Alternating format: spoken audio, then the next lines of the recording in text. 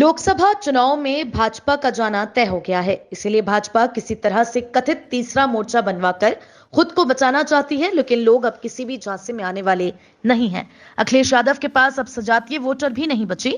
2024 के लोकसभा चुनाव में मुसलमानों के कांग्रेस में आते ही सपा हमेशा के लिए खत्म हो जाएगी। ये बातें अल्पसंख्यक कांग्रेस प्रदेश अध्यक्ष शाहनवाज आलम ने मुरादाबाद के बरवलान व मियां कॉलोनी में आयोजित मीटिंग में कही। शाहनवाज आलम ने कहा कि भाजपा ने राहुल गांधी और कांग्रेस की लोकप्रियता से डरकर अखिलेश यादव, केजरीवाल और केसीआर को आगे करके कथित तीसरा मोर्चा बनवाया है, जिसकी एक रैली भी तेलंगाना में भाजपा ने करवाई थी, लेकिन लोग उसे कोई नोटिस नहीं ले रहे थे। इसीलिए उसमें हवा भरने के लिए पिछले दिनों मनीष सिसोदिया और केसीआर की बेटी के कविता को गिरफ्तार करवाया, ताकि लोगों, खासकर मुसलमानों को भ्रमित किया जा सके कि ये भाजपा विरोधी दल हैं। शाहनवाज आलम ने कहा कि अखिलेश यादव को प्रदेश की जनता ने विपक्ष की जिम्मेदारी दी थी, लेकिन वो मुसलमानों के उत्पीड़न पर कुछ नहीं बोलते। अब अमित शाह के इशारे पर वो गुजरात और बंगाल में जाकर तीसरे मोर्चे का भ्रम फैला रहे हैं। लोग समझ रहे हैं कि जो पार्टी अपने राज्य में भाजपा सरकार के खिलाफ मोर्चा नहीं ले रही है, वो दूसरे राज्यों में जाकर तीसरा मोर्चा किसके इशारे पर बना रही है। लेकिन इस रणनीति से भाजपा को कोई फायदा नहीं होने वाला, क्योंकि खुद उत्तर प्रदेश में मुसलमान लोकसभा चुनाव में एक तरफा कांग्रेस की तरफ आ रहा है।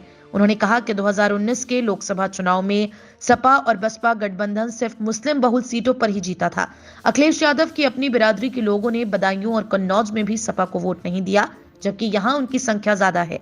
बैठक में प्रदेश उपाध्यक्ष मोहम्मद अहमद, प्रदेश महासचिव हुमायूं बेग, प्रदेश महासचिव नासिर चौधरी, प्रदेश सचिव आमिर कुरैशी, प्रदेश सचिव डॉक्टर जमाल सलमानी, अफसर अंसारी, चितवन्य शर्मा, रईस सैफी, नवाब कुरैशी, तौफीक अहमद, अफजल पाशा, मुख्तार सैफी, फातिमा सैफी, मोहम्मद नाजिम, असलम मलिक, लईक बादशाह, अब्दुल रऊफ आदि मौजूद रहे। मीटिंग का संचालन महानगर चेयरमैन इरशाद हुसैन ने किया। देखिए, मुसलमान तो विधानसभा चुनाव के समय जब हम लोग जाते थे, उस समय भी वो कहते थे कि लोकसभा चुनाव में तो आपको मांगने का भी जरूरत नहीं पड़ेगी, हम आपको वोट देंगे। तो ये वोट तो देने जा रहे हैं। एक हमारा अभियान चल रहा है माइनॉरिटी कांग्रेस उत्तर प्रदेश का, 10 मार्च से 20 मार्च तक, जिसमें 1500 गाँव और वार्डों में मीटिंगें करनी थी और हम लोग लगभग उस लक्ष्य के आसपास पहुँच गए हैं। एक दिन हमने उसको और बढ़ा दिया है, क्योंकि 13 तारीख को राजभवन घेराव था, तो उस दिन ये कार्यक्रम नहीं हो पाया। तो उत्तर प्रदेश के तमाम मुस्लिम बहुल सीटों में हम लोग जाकर मुसलमानों को समझा रहे हैं कि सपा को आपने वोट दिया, बसपा को वोट दिया, लेकिन वो जिन जातियों का पार्टी होने का दावा करती हैं, वो जातियां भी अब उनको वोट नहीं दे रही हैं। इसीलिए पिछले लोकसभा चुनाव में सपा बसपा के गठबंधन के बावजूद वो गठबंधन मुरादाबाद में जीतता है, रामपुर में जीतता है, संभल में जीतता है, बिजनौर में जीतता है, नगीना में जीतता है, संभल में जीतता है, सहारनपुर में जीतता है, जहाँ मुसलमान ज़्यादा था। और हारता कहाँ है? हार जाता है कन्नौज में, जहाँ यादव जी बहुत ज़्यादा थे। वो हार जाता है बदायूं में, जहाँ उनकी आबादी बहुत ज़्यादा थी। तो ये भी हम उनको समझा रहे हैं कि इस झांसे में नहीं आना है। तीसरा मोर्चा नाम की भी एक जादू टोना छोड़ा जा रहा है मुसलमानों के ऊपर, उस जादू टोने के प्रभाव से भी बचना है। तो ये सब चीज़ें हम समझा रहे हैं और उनको बता रहे हैं कि कैसे अखिलेश यादव भाजपा की मदद करने के लिए जा करके जगह जगह विपक्ष के नेताओं से मिलने की बात कर रहे हैं। कहा जा रहा है कि उनका केमिस्ट्री ममता जी के साथ बहुत अच्छा है।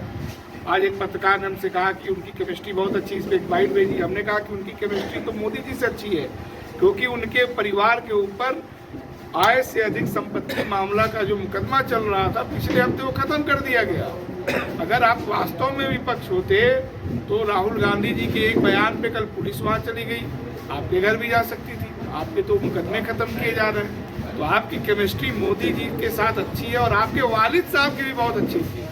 इन्होंने 2019 के चुनाव में कह दिया था कि वो चाहते हैं कि मोदी जी दोबारा प्रधानमंत्री बने, और ये कह करके उन्होंने अपनी बिरादरी का वोट भाजपा में शिफ्ट कर दिया।